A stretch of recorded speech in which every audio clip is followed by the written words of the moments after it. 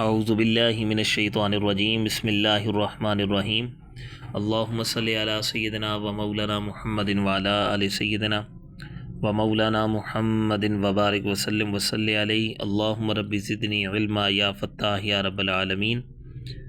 آج کا ہمارا لیکچر نمبر 7 نون ساکن اور تنوین کے قواعد اور مشق نمبر 12 کی انشاءاللہ تعالی یہ ہمارا سبق ہوگا، اور ان نون ساکن اور تنوین کے قواعد میں ہمارا لیکچر نمبر آج 7 اور لیکچر نمبر 8 جو ہے وہ انشاءاللہ تعالی آپ کے سامنے پیش ہوگا، جس میں ہم اظہار اور اخفاء کی تعریف پڑھیں گے۔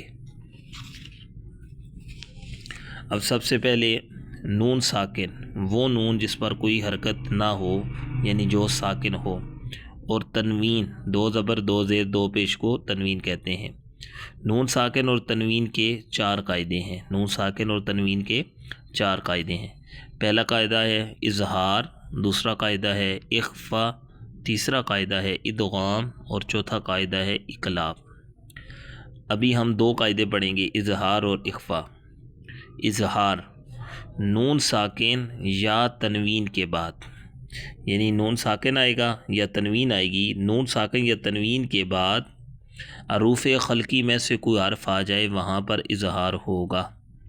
حروف خلقی میں سے کوئی حرف آ جائے وہاں پر اظہار ہوگا۔ اب یہاں پر ہمارے سامنے نون ساکن ہے، تو ہم یہاں پر نون ساکن کی مثال دیں گے کہ نون ساکن کے بعد حروف خلقی آ گیا۔ اب حروف خلقی کتنے ہیں؟ 6 ہیں۔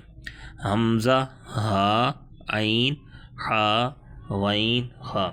اور یہ حروف خلقی جو ہم نے پڑھے ہیں لیکچر نمبر 1 کے اندر ہم نے اس کو پڑھا ہے کہ نون ساکن اور تنوین کے بعد حروف خلقی میں سے کوئی حرف آ جائے وہاں پر اظہار ہوگا، یعنی کہ نون ساکن اور تنوین میں غنہ نہیں کریں گے، نون ساکن اور تنوین میں غنہ نہیں کریں گے۔ اب یہاں پر نون ساکن کے بعد حمزہ، یہ حروف خلقی میں سے ہے، نون ساکن کے بعد ہا، یہ بھی حروف خلقی میں سے ہے، عین بھی حروف خلقی میں سے ہے، حا بھی حروف خلقی میں سے ہے، اور غین اور خا بھی حروف خلقی میں سے ہے۔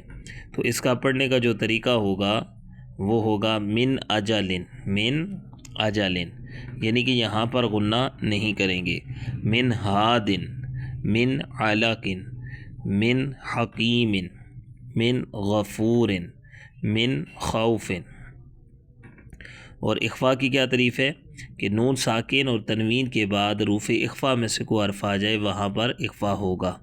نون ساکن اور تنوین کے بعد حروف نون ساکن یا تنوین کے بعد حروف اخفاء میں سے کوئی حرف آ جائے وہاں پر اخفاء ہوگا۔ اب حروف اخفاء کتنے ہیں جی؟ 15 ہیں۔ حروف اخفاء 15 ہیں۔ تا، سا، جیم، دال، زال، زا، سین، شین، صاد، ضاد، طا، ظا، فا، قاف، کاف۔ یہ 15 حروف ہیں۔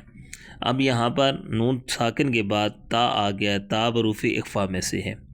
سا آ گیا، سا حروف اخفاء میں سے ہے۔ جیم آ گیا تو جیم بھی حروف اخفاء میں سے ہے۔ دال آ گیا تو یہ بھی حروف اخفاء میں سے ہے۔ المختصر کے اظہار پر غنہ نہیں کریں گے اور اخفاء پر غنہ کر کے پڑھیں گے۔ تو اب کیسے پڑھیں گے؟ فا زبر فا، میم زبر نون، من، فمن، فمن، تا زبر تا، فمن تا، بازیر بی، فمن تبی، عین زبر آ، فمن تبیع، من ثمرات، من جوع۔ اب من پہ غنہ ہو رہا ہے کیونکہ نون ساکن کے بعد جیم آ گیا، جیم جو ہے وہ حروف اخفاء میں سے ہے، اور جو کو لمبا کرنے کی وجہ کیا ہے کہ واؤ ساکن سے پہلے والے حرف پر پیش آ گئی ہے۔ من جوع، من دونکم، من دونکم۔ اب یہاں پر بھی غنہ ہوگا کیونکہ حروف اخفاء میں سے حرف آ گئے اور دال پیش واؤ، دو واؤ مدہ ہے۔ من دونکم، من ذہب، فإن زللتم، من صفیہ، من شقر، من صفیہ، من شقر، من صلصال، نون ساکن کے بعد صاد آ گئے۔ ان دللت، من تین۔ اب من نون ساکن کے بعد تا آ گیا ہے اور آگے جو ہے لمبا کرنے کی وجہ کیا ہے؟ تا زیریہ تی، یا ساکن سے پہلے والے حرف پر زیر آ گئی ہے۔ من تین، من ظلم، اسی طرح دیگر اور بھی جو الفاظ ہیں وہ بھی ہم اسی حساب سے پڑھیں گے۔ اب یہاں پر تنوین کی بھی مثال دیتے ہیں۔